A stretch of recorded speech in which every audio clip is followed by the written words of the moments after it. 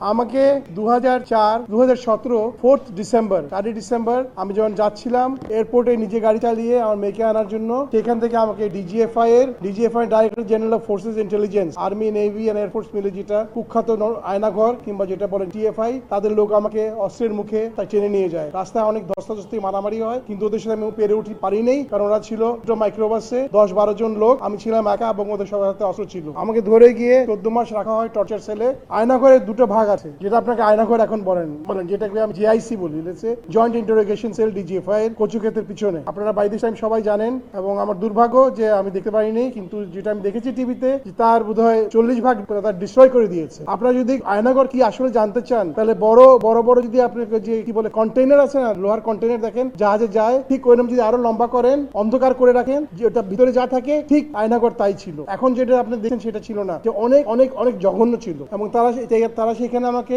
5 মাস রাখে হলো remand sell, যেখানে গ্রেড 2 টর্চার 24 ঘন্টা একজনের বন্দির উপর চালানো হতো। 10টা সেল ছিল, এবং অসহায় ব্যক্তিদেরকে কান্না যে কি টর্চার করা হতো আমি অকল্পনীয়।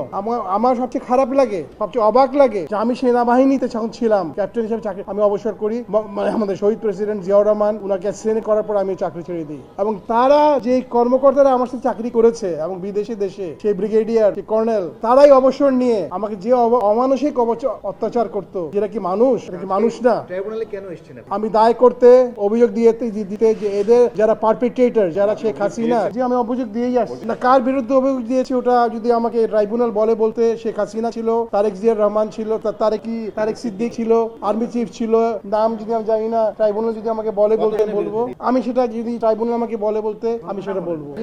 সংখ্যাটা মনে নাই আমার, ট্রাইব্যুনাল জানবে। ট্রাইব্যুনালটা আমি নামগুলো আমি সংখ্যাটা দিব না। Sheikh Hasina and a team 2019 16 April 2019 March আমাকে নিয়েছিল কেন? আমি ভারত বিরোধী ছিলাম, এবং আমি হাসিনার যত কুকীর্তি, গুম, খুন, যে এক্সট্রা জুডিশিয়াল কিলিং, তারপরে যে সিক্রেট চুক্তিগুলো করা হতো, কারণ আমি মনে রাখেন আমি কিন্তু ডিপ্লোম্যাট, আমি জানতাম তারা কি করছে, এবং আমি সেগুলো লিখতাম। তারা আমাকে অনেক ওয়ার্নিং দিয়েছে, লেখা বন্ধ করো। আমি বলছি না, আমার কলম আপনারা বন্ধ করতে পারবেন না, সেই জন্য আমি লিখতাম। সেই লেখার জন্য আমাকে তারা বলেছে এখন দেখি আপনাদের কলমের জোর বেশি না আমাদের অস্ত্রের জোর বেশি। আমি চাই সৎ বিচার। আমি তো শুধু আমি না, আমার মতো হাজারো লোক ছিল সেই ক্যাম্পের ভিতরে।